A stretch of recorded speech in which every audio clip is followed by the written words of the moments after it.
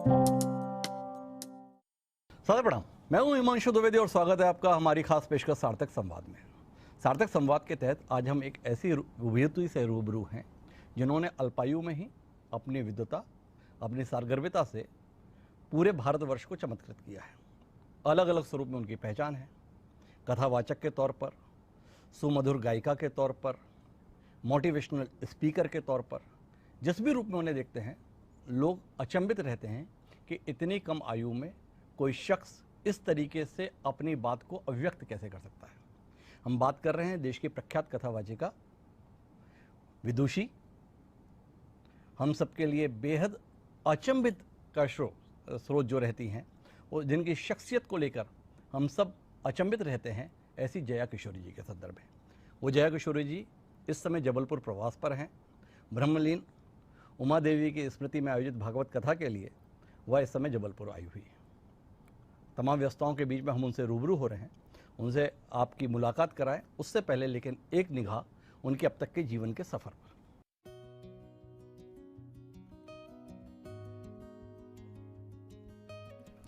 आध्यात्म और ईश्वर भक्ति के जरिए देश विदेश के करोड़ों लोगों के जीवन का नया मार्ग दिखाने वाली जया किशोरी किसी परिचय की मोहताज नहीं है। जया किशोरी का जन्म 13 जुलाई 1995 को राजस्थान के चुरू जिले के सुजानगढ़ में हुआ।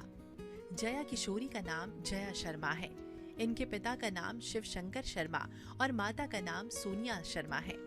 महज 6 साल की उम्र में जया का जुड़ाव कृष्ण भक्ति से हो गया। बचपन में जया श्री कृष्ण जन्माष्टमी पर विशेष पूजा करती थी। 9 साल की उम्र में जया ने संस्कृत में लिंगाष्टकम, शिव तांडव स्तोत्रम, रामाष्टकमम को कंठस्थ कर गाना शुरू कर दिया। 10 साल की उम्र में जया ने सुंदरकांड गाकर अपनी एक अलग पहचान बनाई। जया को जया किशोरी नाम उन्हें शुरुआती शिक्षा देने वाले गोविंद राम मिश्रा ने दी। बचपन से मिले धार्मिक संस्कारों के कारण जया आध्यात्मिक जगत की गहराइयों को आसानी से समझने लगी। माता पिता, दादा दादी से मिले संस्कारों का ही असर था कि कम उम्र में ही जया किशोरी का धर्म ग्रंथों का प्रसंग कंठस्थ याद हो जाना। कथा वाचन के साथ साथ जया किशोरी ने अपनी 12वीं की पढ़ाई महादेवी बिरला वर्ल्ड एकेडमी कोलकाता से पूरी की। इसके बाद जया किशोरी ने डीम्ड यूनिवर्सिटी से बीकॉम की डिग्री हासिल की। कथा के दौरान होने वाली यात्रा के दौरान ही जया किशोरी ने पढ़ाई के लिए भी वक्त निकाला। जया किशोरी खाटू श्याम जी को अपना आराध्य भगवान मानती हैं। कम उम्र में ही लोगों के बीच प्रसिद्धि हासिल करने वाली जया किशोरी को फेम इंडिया एशिया पोस्ट सर्वे 2019 यूथ आइकॉन चुना गया था। साथ ही जीन रत्न अवार्ड से उन्हें सम्मानित भी किया गया।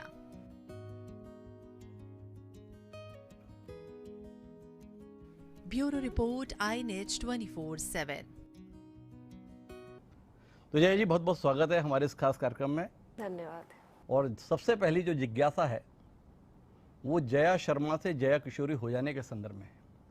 क्या कुछ जीवन में ऐसा घटित हुआ कि जिन्हें लोगों को जया शर्मा के तौर पर जानना था, पूरा देश या जिनकी भी सनातन धर्म में आस्था है वो जया किशोरी के तौर पर आपको जान रहे हैं? घटना घटित हुई इतना तो मुझे नहीं पता, क्योंकि जब शुरुआत हुई तो उम्र बहुत छोटी थी। मैं 5-6 वर्ष की थी, तो मेरी शुरुआत उस उम्र में हुई है। पर मुझे हमेशा ऐसा लगता है कि कुछ है जो अपनी ज़िंदगी खुद चुनते हैं, कुछ है जिनकी ज़िंदगी भगवान चुनते हैं।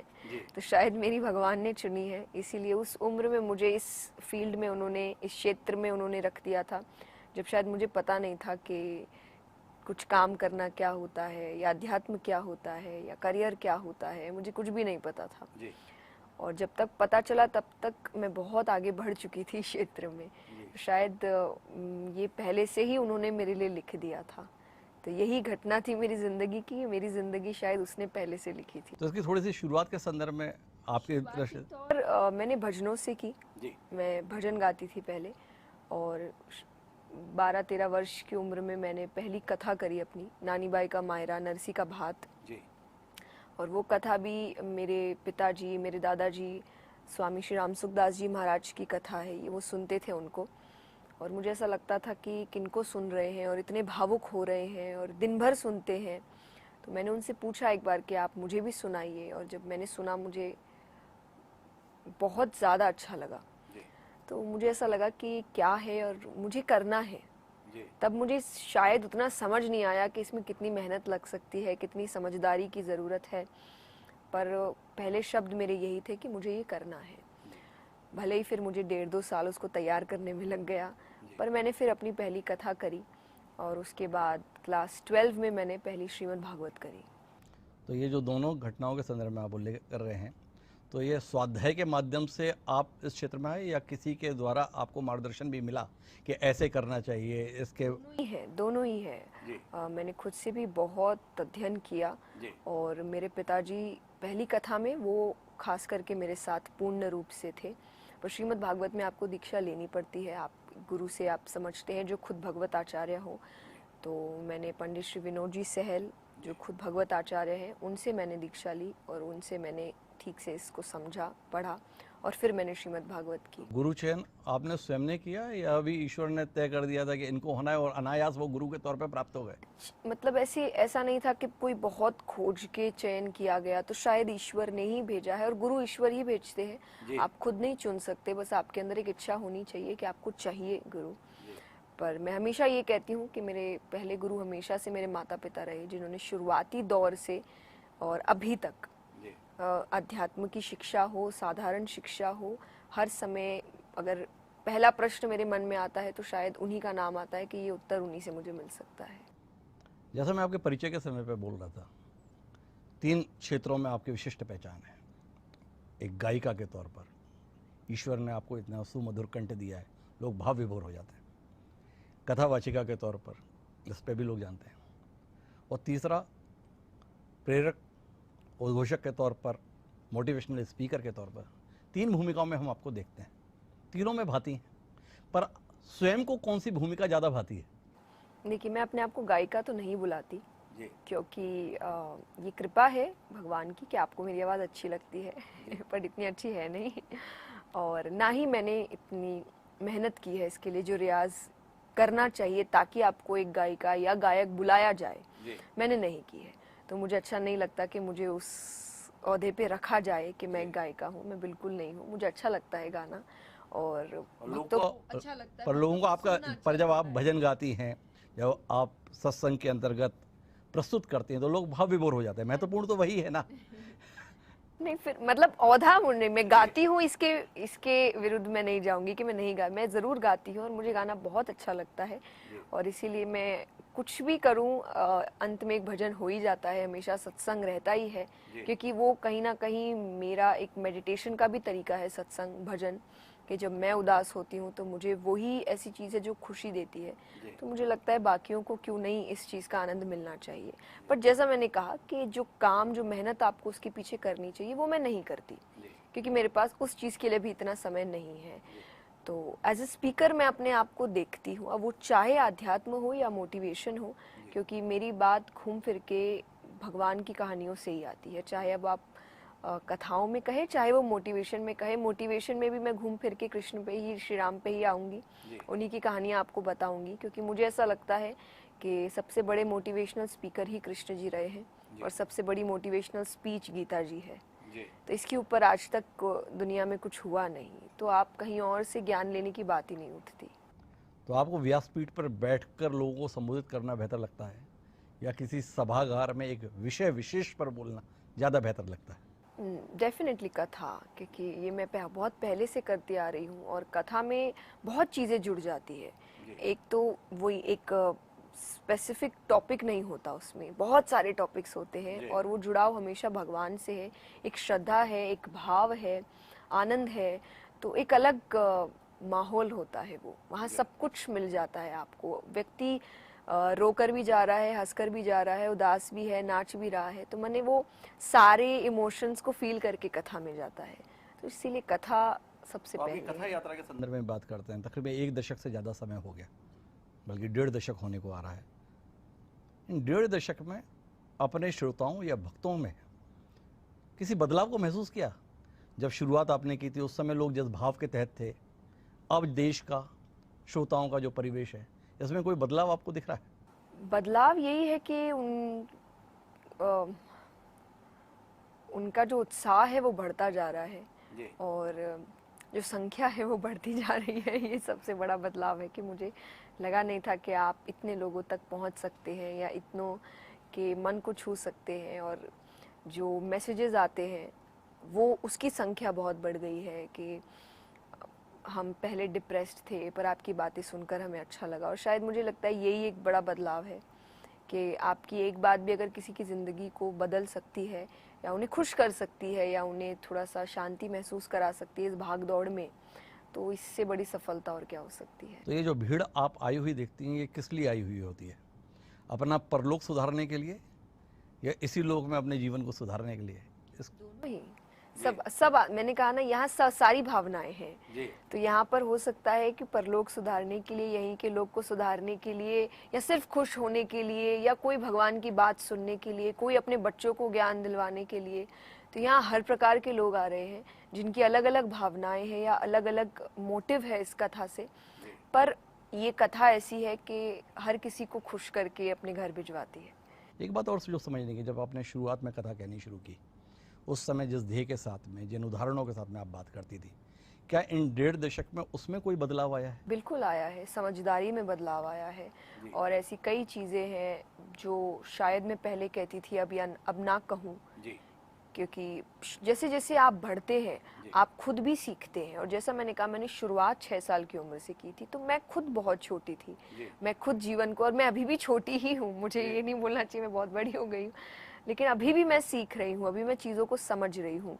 और इसीलिए मैं हर कथा से पहले ये कह देती हूँ कि मुझसे अगर कोई गलती हो तो आप मुझे घर का बच्चा समझ के माफ़ करिए, क्योंकि मैं अभी भी बच्ची हूँ और मैं हो सकता है कि मैंने शायद कई ऐसी चीज़ें पढ़ी है जो बाकी लोगों ने नहीं पढ़ी हो, पर अनुभव भी एक चीज़ होती है जो आपको तो ज़िंदगी जीने से ही मिलती है।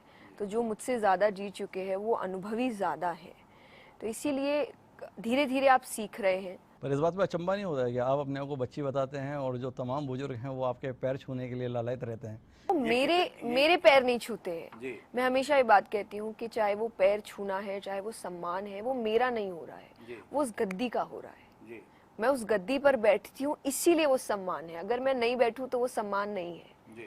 तो कहीं ना कहीं वो सिर्फ व्यास गद्दी का सम्मान कर रहे हैं कि आप। गद्दी कितना दबाव देती है आपको, क्योंकि आप इतना सम्मान लोगों के मन में देख रही हैं, उनकी आंखों में देख रही हैं, निजी जीवन जीने में ये सम्मान कितना दबाव का बोध कराता है? कराता है, बिल्कुल कराता है। और कैसे उभरती हैं उससे?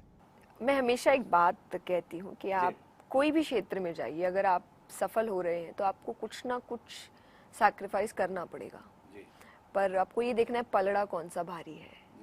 और मुझे जो यहाँ मिलता है, जो प्यार मिलता है, जो इज्जत मिलती है, जो भावनाएं मिलती है, जो बदलाव मैं देख रही हूँ, वो हर चीज़ इतनी बड़ी है कि उसके सामने वो जो कुछ छोटे छोटे सैक्रिफाइसेस मुझे करने पड़ रहे हैं, चाहे वो निजी ज़िंदगी को लेकर हो, चाहे वो आए दिन नए रूमर्स को लेकर हो, कि कोई ना कोई आप पर बात करता रहता है क्योंकि आप थोड़े से प्रसिद्ध है या इस क्षेत्र में है, पर मुझे ऐसा लगता है कि बहुत हल्का है वो इसके सामने जो मेरे पास है।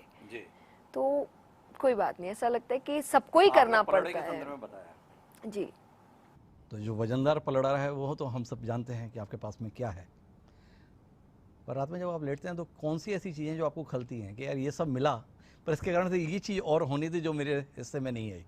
नहीं, हर रात ऐसा नहीं होता है कि मुझे कोई रिग्रेट हो। मैं बहुत खुशी से रोज़ सोने जाती हूँ। मुझे ऐसा लगता है कि मैं जो चाहती हूँ मैं वो कर रही हूँ, हर किसी को ये मौका नहीं मिलता। अपन ऐसा नहीं लेंगे, पर विरोधाभास है इसमें, क्योंकि आपने थोड़ी देर पहले कहा जब मैं उदास होती हूँ तो मैं गा के अपने आप को प्रसन्न करती हूँ, तो उदासी तो आपके जीवन का भी हिस्सा बनती है। उदासी इसीलिए नहीं कि मेरे पास क्या नहीं है, कई बार उदासी इस बात की होती है कि जो आप करना चाह रहे हैं वो आप कर नहीं पा रहे हैं। वो काम में भी हो सकता है कि आप कई चीज़ें शुरू, फॉर एग्जांपल जब कोविड आया था तो हमने बहुत प्रोजेक्ट्स प्लान करके रखे थे और जो बहुत अच्छे थे, जो अब हम धीरे धीरे उस पर वापस काम करें, क्योंकि बिल्कुल काम बंद हो चुका था, लोग अपने अपने घर पे जा चुके थे, कई ऐसे लोग जो अपने गाँव जा चुके थे, जो हमारे साथ काम कर सकते थे, हमारी टीम इत्यादि, तो वो प्रोजेक्ट्स पूरे बंद हो चुके थे। तो तब आपको एक बहुत उदासी होती है कि आपने बहुत कुछ सोच के रखा था और जो सिर्फ मेरे लिए नहीं, जो बाकियों के लिए भी बहुत अच्छा था, तो फिर आप वापस उस पर स्क्रैच से काम कर रहे हैं, वापस सबको बैठा रहे हैं, समझा रहे हैं, तो शायद वो उदासी चीज़ हो सकती है। और दूसरा डेफिनेटली कि जो नॉर्मल लाइफ मैं नहीं जी पाती। फॉर एग्जांपल मैंने अपनी कॉलेज लाइफ नहीं देखी, मैंने कॉलेज प्राइवेट ही किया था कि मैं सिर्फ एग्ज़ाम देने जाती थी। तो जब भी मैं किसी को कॉलेज लाइफ के ऊपर बात करते देखती हूँ कि वो बोलते हैं हम ऐसा करें, तो तब मुझे एक बार लगता है कि मुझे भी वो जीना था।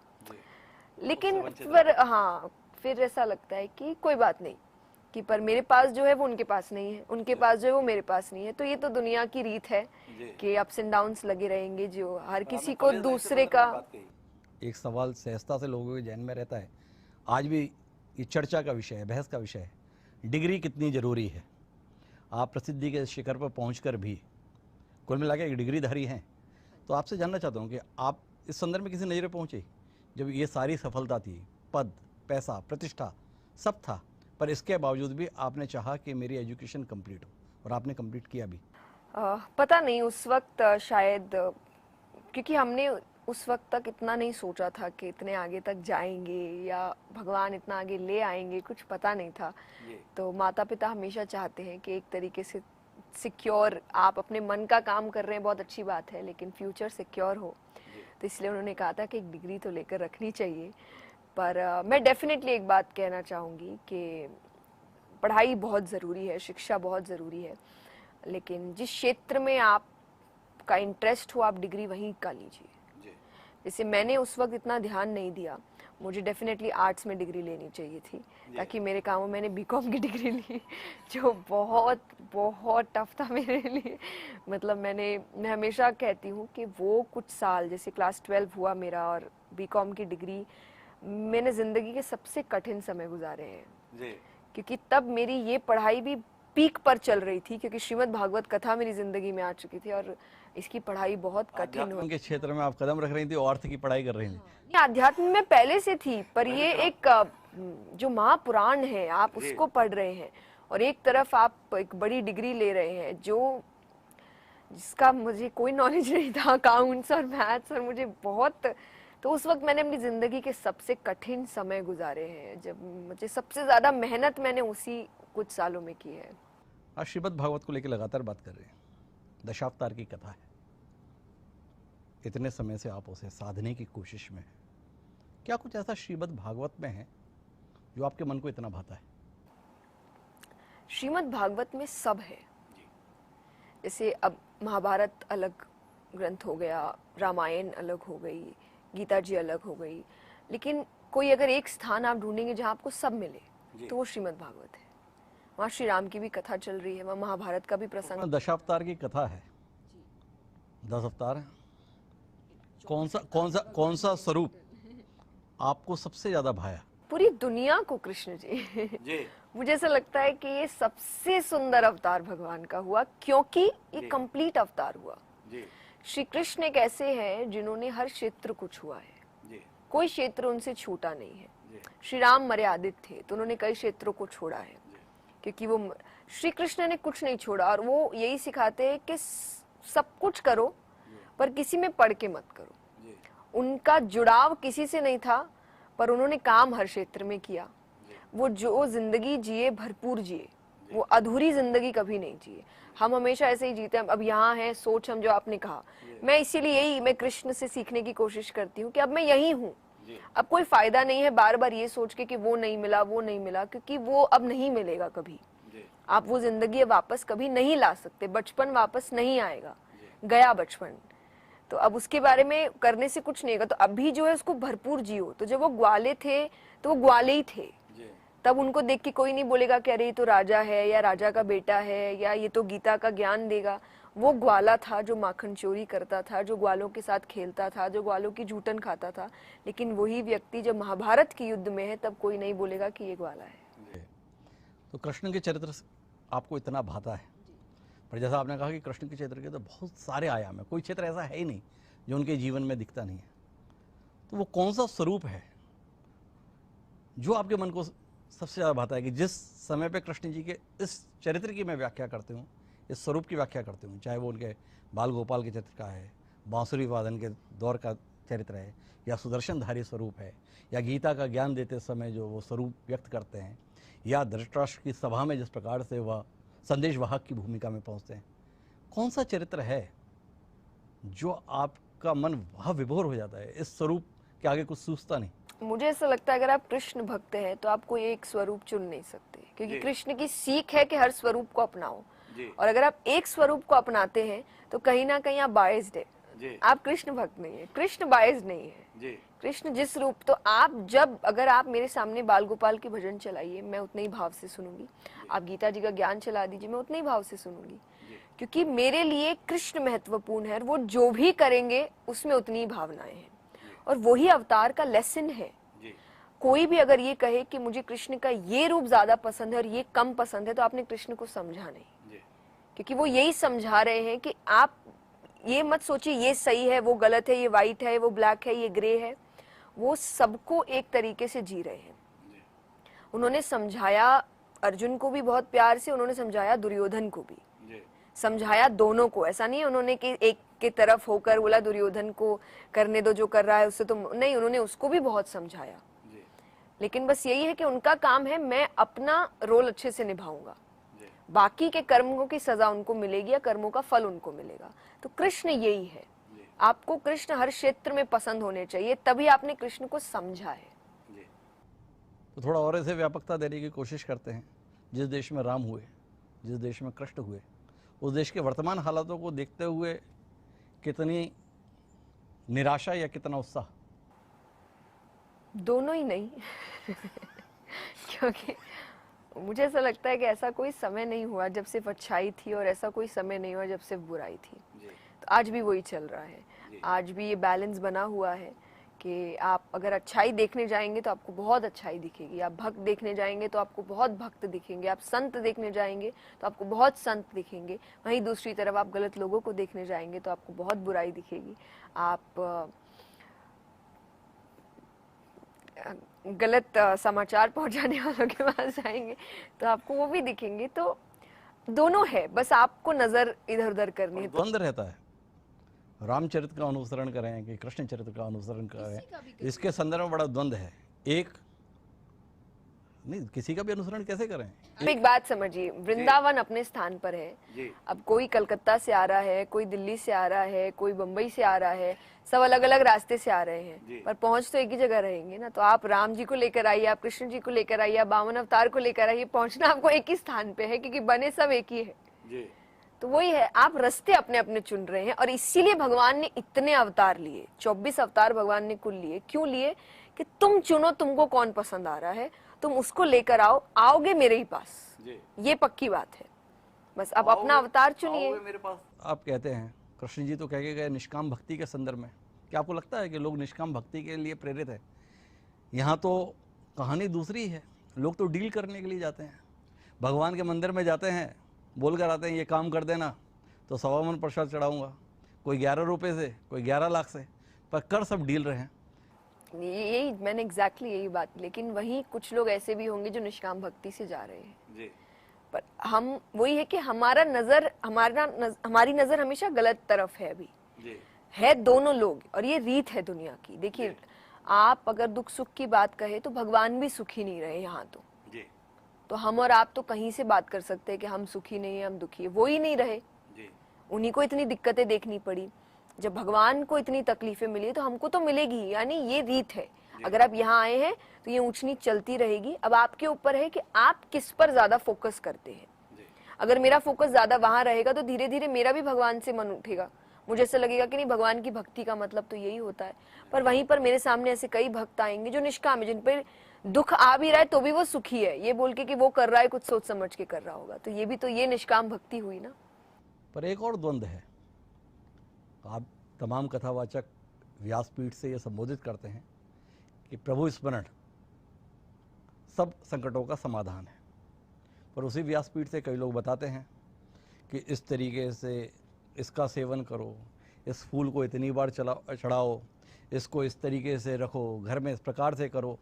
तो आपसे जानना चाहता हूँ कि क्या प्रभु नाम में इतनी शक्ति नहीं है कि इससे संकट का समाधान के संदर्भ में जो बात कही जाती है वो पूरी हो पाए? इन टोटकों को करना बड़ा जरूरी है।